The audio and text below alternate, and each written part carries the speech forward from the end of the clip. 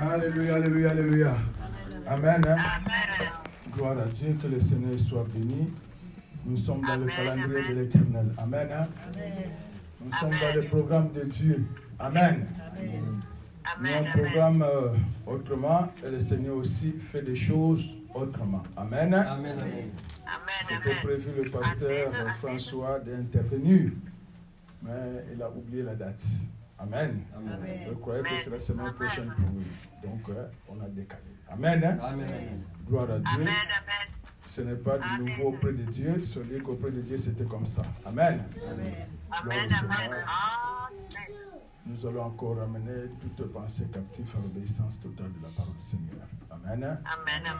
Père, juste merci pour ce moment favorable que tu nous as accordé, Seigneur. Pour ce moment, ô Dieu de gloire, que nous avons commencé avec toi pour cette campagne. Nous voulons encore une fois de plus ton assistance. Tu as dit, mieux vaut la fin d'une chose que son commencement.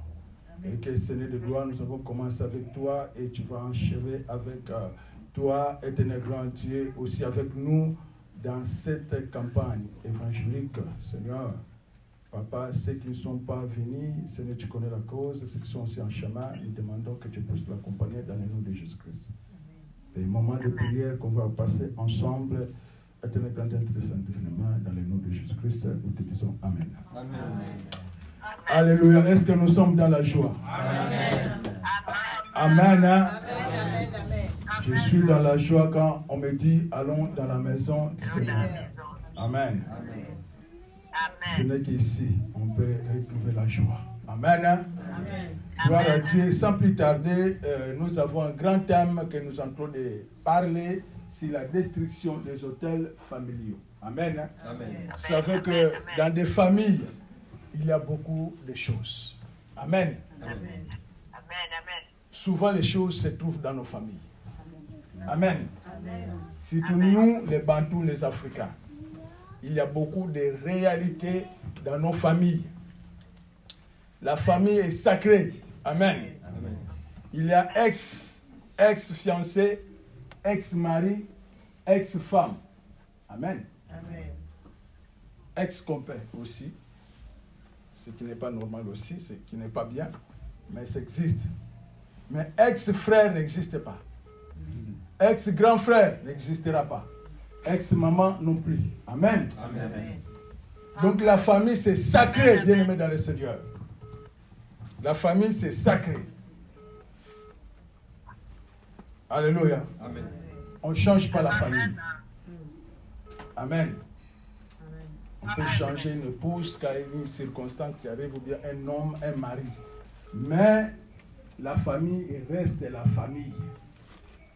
Alléluia. Amen. C'est pour ça que j'avais dit qu'il n'y a pas ex-soeur, grande sœur, ou ex-petite sœur, ou ex-papa ou maman. Donc la famille est sacrée. C'est Dieu qui a établi la famille. Avant d'y entrer dans le vif sujet de ce texte, mais j'aimerais bien de commencer au commencement de la famille. Amen. La famille a commencé dans le jardin Éden. Alléluia.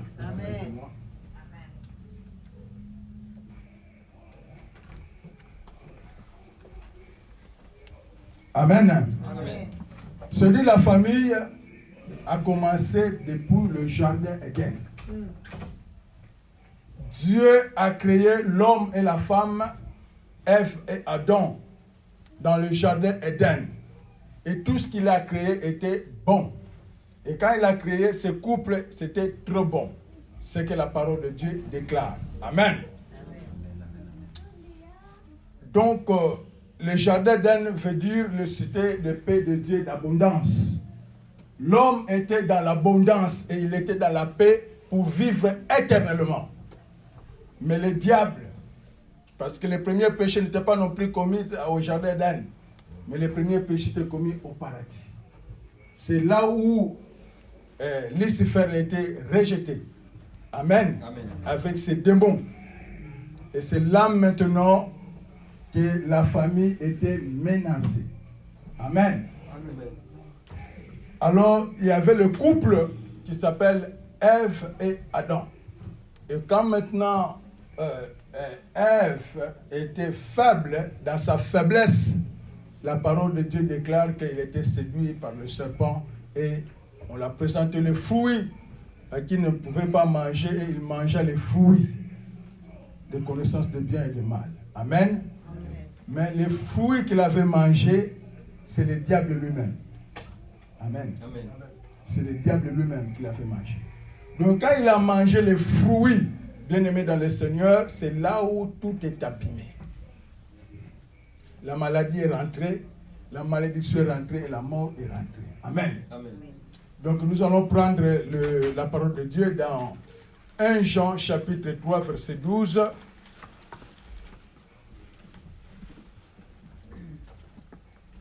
On ne va pas aller trop long parce que nous allons prier. Le temps de la prière que nous allons prendre. Amen.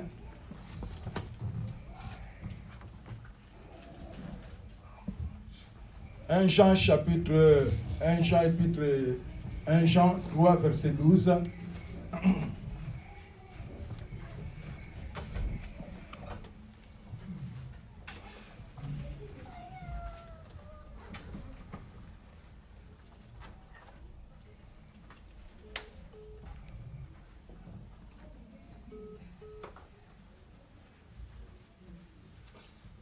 1 Jean chapitre 3 verset 12. Qui peut lire?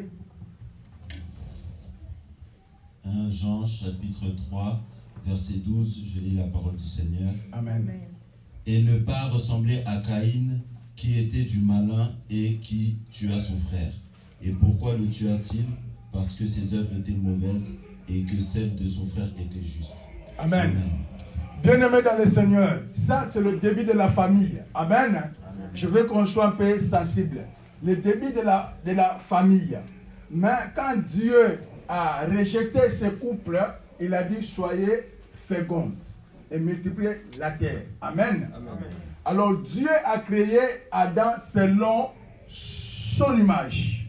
Mais maintenant quand Adam il vient pour faire le premier enfant, c'était pas avec l'image de Dieu. C'était avec l'aide de Dieu. Ça veut dire là, Adam, il avait déjà perdu l'image de Dieu à cause de ces fruits qu'ils avaient mangés. Amen. Amen. Maintenant, d'où est venue cette malédiction? Caïn puisse sortir de Satan, parce que dans l'autre répète, nous dit que Caïn, il était du diable. Amen. Amen. Alléluia. Amen. D'où le diable est rentré. Amen. Amen. Le diable est rentré où? C'est ses parents. Alléluia. Quand son père, sa mère, ils ont mangé les fruits, directement, le diable rentre dans Caïn, dans Adam et Ève. Et quand ils ont fait la reproduction maintenant, il fallait reproduire, bien aimé dans le Seigneur, il fallait reproduire l'image de Dieu. Et là, l'image de Dieu était perdue. Amen. Amen. Directement, la sémence qui sort dans le corps d'Adam, c'était les semences maintenant du diable. Les fruits qu'ils avaient mangés. Alléluia. Amen. Il n'avait pas un oncle, il n'avait pas un cousin, il n'avait rien. La malédiction directement est rentrée dans la vie de Caïn. Caïn, il était devenu du diable, le premier-né de la famille. L'apôtre Pierre, l'apôtre Jean a expliqué que Caïn, il était du diable. Amen. Amen. Voilà les gens comment ils sont innocents. Amen. Amen. La malédiction tombe sur Caïn. La malédiction tombe sur Caïn. Et la vie de Caïn était devenue une vie compliquée. Et il part pour offrir à Dieu, mais Dieu ne voulait pas accepter l'offrande de Caïn. Mais Caïn, en réalité, il est innocent. Mais c'est les fruits qu'ils ont mangés. Les parents et la malédiction tombent sur Caïn. Alléluia. Amen. C'est pour cela, nous, les parents, nous devons être vraiment très prudents. Vous savez, des fois, nous payons les pots cassés de nos pères, de nos grands-pères, derrière des grands-pères. Amen. Amen. La parole de Dieu déclare que nos parents, ils ont mangé les fruits, les raisins verts, mais c'est le don des enfants qui sont agacés. Amen. Alléluia. Amen. Vous pouvez me dire, mais celui-là, Abel, il est sorti juste, mais Caïn touché dans la malédiction. Amen. Amen. C'est arrivé dans la parole de Dieu. C'est arrivé dans la parole de Dieu, dans la Bible. La parole de Dieu déclare que dans Genèse chapitre 9, la parole de Dieu déclare quand ils ont recommencé le monde, Dieu avec Noé. Amen. Amen. Dieu avec Noé, ils ont fait une alliance pour recommencer encore un monde nouveau. Alléluia. Amen. Mais la parole de Dieu déclare que Noé, qui était prophète de Dieu, qui était aussi cultivateur, et qui cultivait de vigne, et il buvait aussi. Amen. Amen. Et ce jour-là, il a fait excès. Il a bu et il se déshabilla. Amen. Amen. Il se déshabilla. Alors, son fils Cham, celui qui était parti dans la tente, il a vu la nudité de son père. Alléluia. Amen. Et quand il a vu la nudité de son père, il est venu encore rencontrer à ses frères, ses deux frères. Amen. Amen. Et qu'est-ce qui s'est passé? Les deux frères sont venus avec les manteaux, en marchant en arrière, ils ont couvert la nudité de leur père. Et quand le vin était fini dans la tête de Noé, il a compris parce que dans les temps anciens, il a fait inceste. Il a compris, il a pensé qu'il y avait des situations compliquées qui s'est passées. Amen. Hein? Amen. Maintenant, Noé commence à maudire. Il fallait le maudire Cham. Il fallait maudire Cham parce que c'est lui qui avait vu la nudité. Bien aimé, nous ne pouvons pas voir la nudité d'une personne. Si on lit Lévitique, vous allez voir 18, 19, 20. Et c'est l'interdiction de la personne de voir la nudité d'une personne, sauf de ta femme. Amen. Amen. Jamais. Et si tu es marié, c'est fini. Tu ne verras plus la nudité d'une personne, sauf de ta femme, ou sauf de ton mari. Amen. Amen. Est-ce qu'on est ensemble? Amen. Amen. Est-ce qu'on est ensemble? Amen. Alléluia, alléluia, alléluia, alléluia. Amen. Alors quand tu vois la malédiction d'une autre personne, tu es maudit. Amen. Amen. Tu es maudit, bien-aimé. On ne voit pas la nudité d'une autre personne si ce n'est que de ton épouse, de ton époux. Point barre. Et quand il avait vu la nudité de son père, il était maudit. Maintenant, il fallait maudire Cham qui avait vu la nudité de son père. Maintenant, Noé a été de maudire qui? Canaan. Alléluia. Amen. C'est Canaan. Canaan, c'était qui? Canaan, c'était le petit-fils de Noé. Alléluia. Amen, amen, amen. Amen. Canaan, il est le petit-fils de Noé, l'enfant de Cham, qui n'a rien fait, qui n'était pas là quand son père avait vu la malédiction, la nudité. Amen. Amen. Donc, ce que son père avait vu, Canaan, il n'a pas vu cela.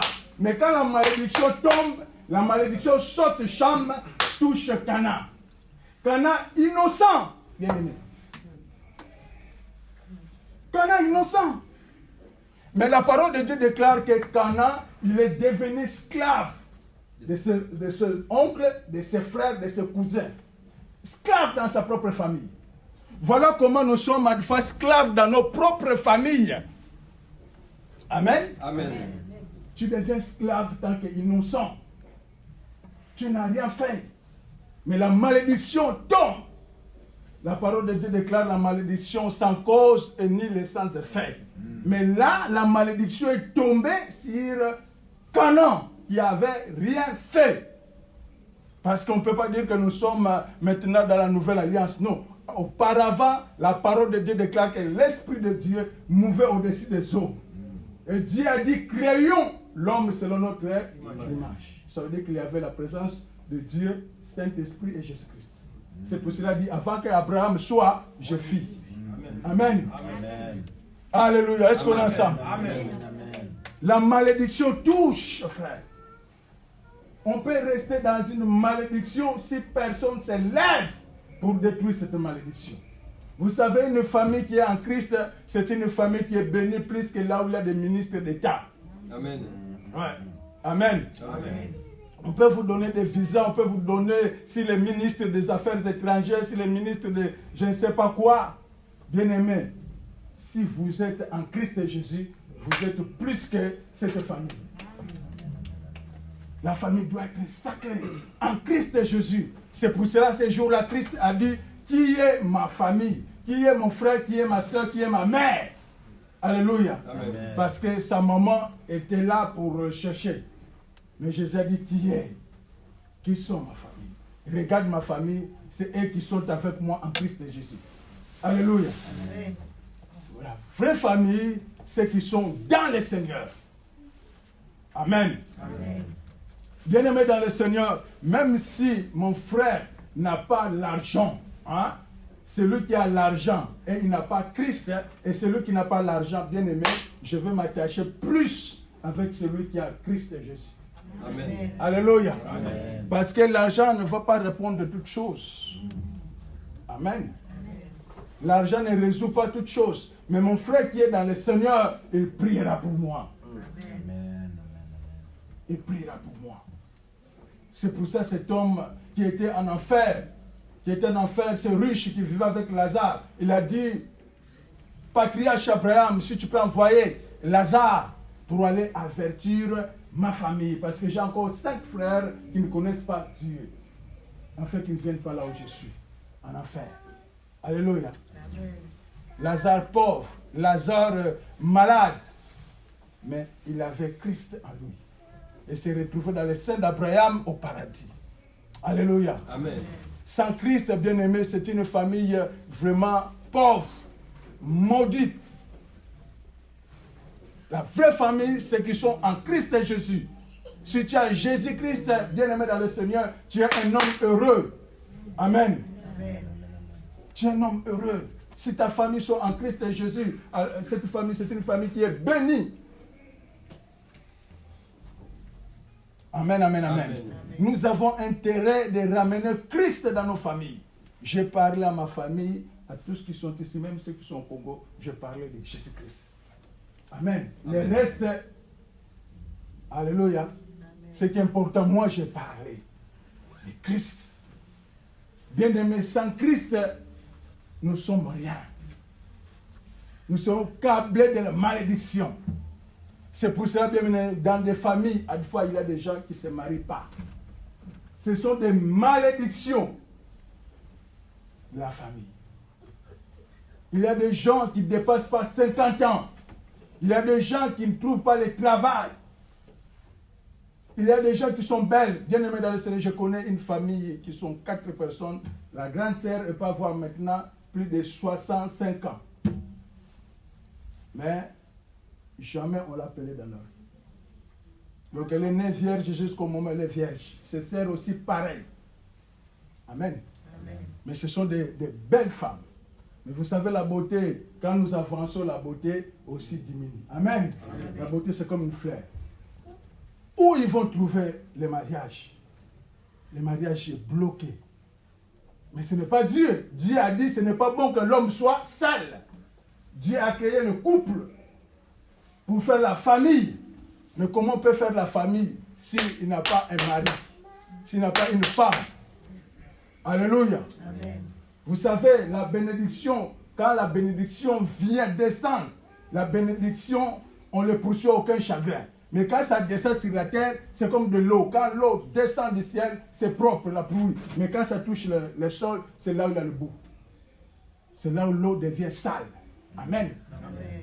Bien-aimé, il y a des malédictions. Nous ne sommes pas encore nés. On n'est pas encore nés, mais la malédiction était déjà là. Toi, tu n'étais pas encore né, mais il y avait tes grands frères, tes grandes sœurs, les papas, des grands, derrière toi, des 4e génération peut-être. Ils ont fait des choses. Bien-aimé, sache-le que si tu étais rentré dans le maison de maraboutage, ça veut dire que la malédiction, tu as creusé, tu as fait hôtel. Tu as construit hôtel. S'il y a une famille qui est dans la sorcellerie, il y a des hôtels qui sont déjà construits. Amen. Amen. Dans la magie, une seule personne qui est rentrée, mais il fait rentrer tout le monde qui ne sont pas dans le Seigneur. Même ceux qui sont dans le Seigneur, le nom est dedans. Maintenant, il faut l'abolir. Amen. Amen. La malédiction devient sans effet quand on prie. Quand on se lève, on prie. On détruit maintenant les autels. Alléluia. Amen.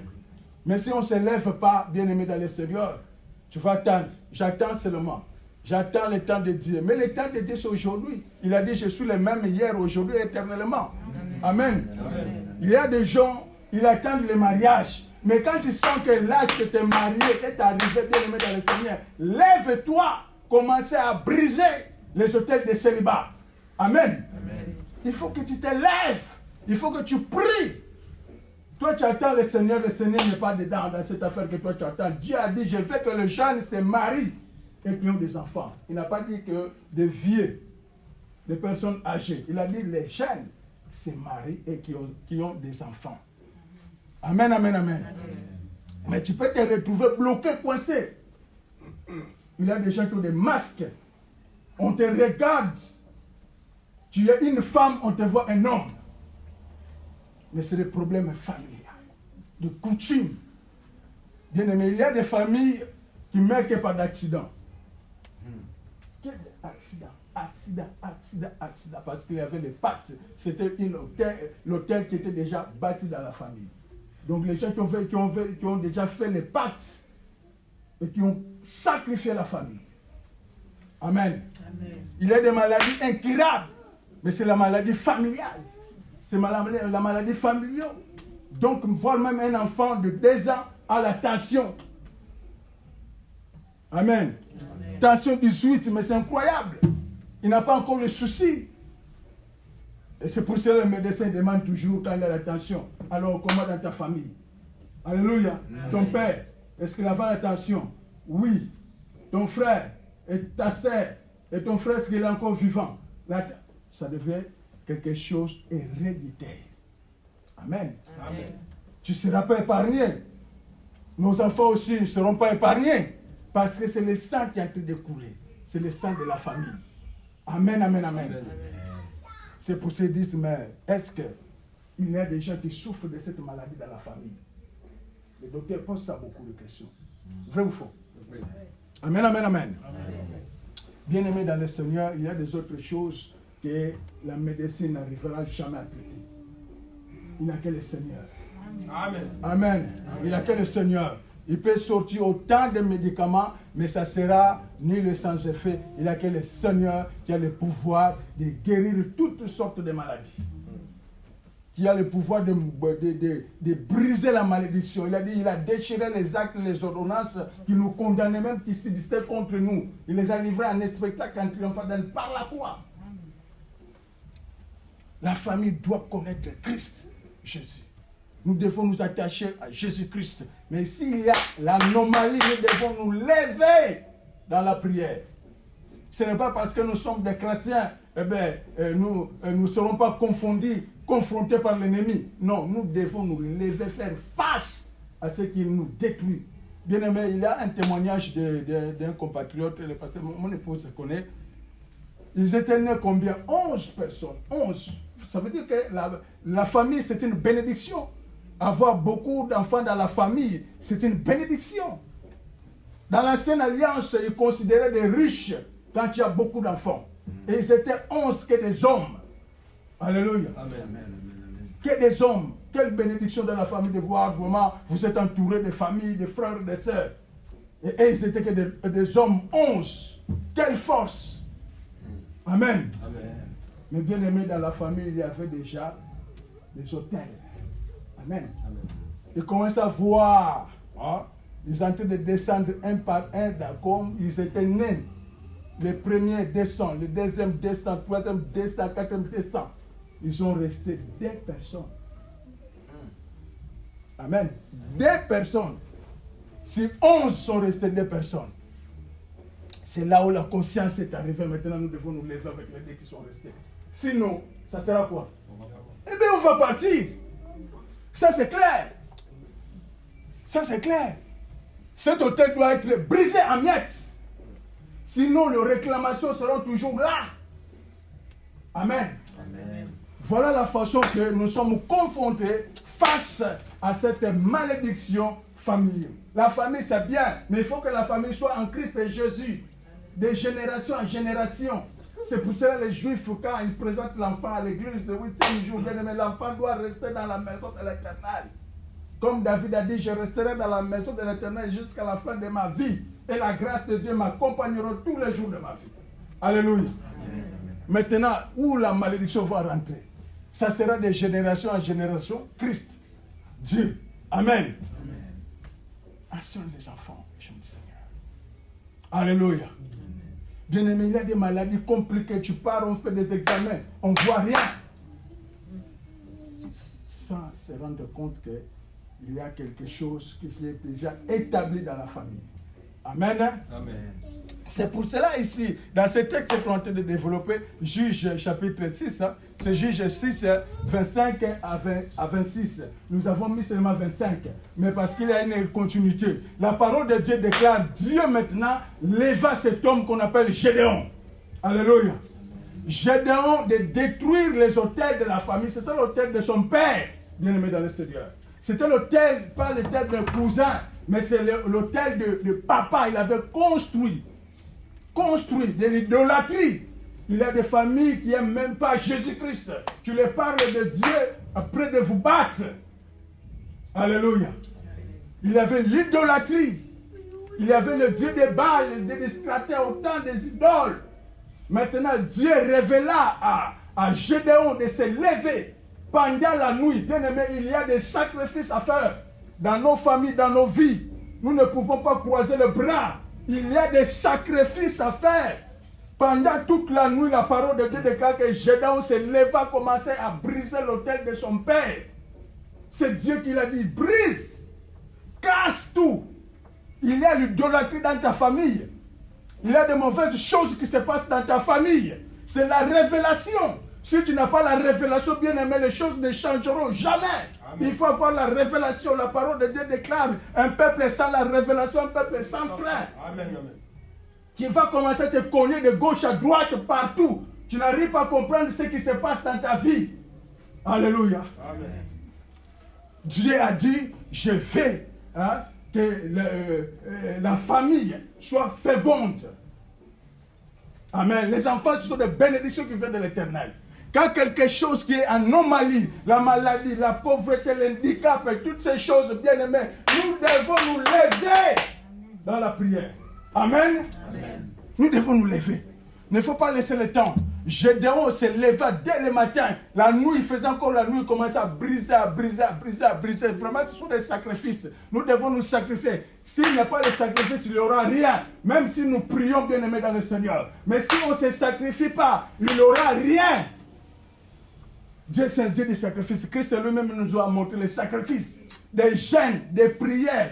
C'était encore nuit. Il part dans les jardins de Gethsemane pour prier. Ce n'était pas en vain. C'est le modèle. Amen. Amen. C'est notre modèle. C'est lui qui est fils de Dieu, qui est Dieu, alléluia, qui est venu se présenter Dieu sur la terre. Il prie, il jeûne, et nous. Amen. Amen. C'est comme ça que nous allons détruire la malédiction qui s'installe dans nos familles. Ce n'est que dans la prière. Quand il a tout brisé, Dieu a dit encore à Gédéon, rebâtir maintenant. Amen. Amen. Rebâtir. Construire maintenant l'autel pour le Seigneur. Quand on détruit, après on rebâtit. Jésus-Christ lui-même a dit que non, je détruirai cette maison dans une journée et je le rebâtirai dans 3 jours. Amen. Amen. C'était l'autel parce que le temple de Salomon était déjà souillé. Il y avait des trafiquants, il y avait des vendeurs de moutons, de bœufs. Amen. L'autel est souillé. Bien aimé, le corps peut être souillé. Maintenant, il faut détruire toute sémence diabolique pour maintenant rebâtir en Christ et Jésus. Alléluia. Rebâtir la famille en Christ et Jésus. S'il n'avait pas l'habitude de prier, l'habitude de jeûner, l'habitude de parler de Jésus dans la famille, maintenant, mettre ça en place. Amen, amen, amen. Non, nous ne devons pas croiser les bras, frère. Sinon, nous allons voir tout cheveux, ça devient blanc. nous sommes blanchis. Et nous demandons où sont les promesses de Dieu. Amen. Amen. Non, Dieu a formé de bons projets pour nous, non les projets de malheur, mais de paix et de bonheur. Mais ces projets, on les parle, mais on ne les voit pas. Amen. Nous sommes devenus comme des perroquets. Nous devons voir les bons projets de l'Éternel dans nos vies. Dans le monde des ténèbres, la parole de Dieu déclare que Caïn, il était le diable. Il a fini de faire quoi? Tuer son frère. Amen, amen, amen. Il a fini de tuer son frère bien-aimé dans le Seigneur. Amen. Je ne sais pas, chacun de nous, il connaît sa famille. Personne ne dira que non, moi je ne connais pas ma famille. Non, on connaît nos familles, sauf les enfants. Ils n'ont pas encore la connaissance de ce qui se passe dans nos familles. Amen. Nous devons nous lever pour prier. Ce n'est pas autre personne, c'est nous. On va se lever pour prier, pour détruire, pour renverser. Nos familles, ce ne sont pas des ennemis. C'est au contraire, c'est le message pour donner la vie, pour changer la famille. Amen. Amen. Gloire à Dieu. Nous allons lire un texte, c'est ça qui va nous ramener dans la prière. Amen. Amen. Nous allons vraiment prier. 1 Samuel 5, versets 1 à 5. C'est là nous allons vraiment prier, mais nous allons prier le Seigneur. À la fois, nous devons dire aussi c'est trop, c'est trop. Amen. Amen. Il faut que les choses changent. Les choses là où c'est facile, nous, ça devient toujours difficile, tant que les chrétiens, les enfants de Dieu. Mais ce n'est pas normal. Amen. 1 Samuel. 1 Samuel 5, versets 1 à 5.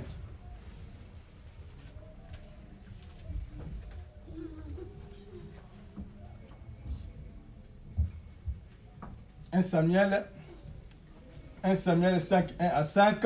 Si quelqu'un a trouvé, on va lire. Après, nous allons prier. Amen. Nous allons démolir, nous allons briser tous les autels. Après, nous allons rebâtir avec Christ. Si quelqu'un qui a trouvé peut lire à haute voix. C'est moi aussi. 1 Samuel chapitre 5, verset 5. Verset 1 à 5. 1 à 5. Je lis la parole du Seigneur. Amen. Les Philistins prirent l'arche de Dieu et ils la transportèrent d'Ebenezer à Asdod.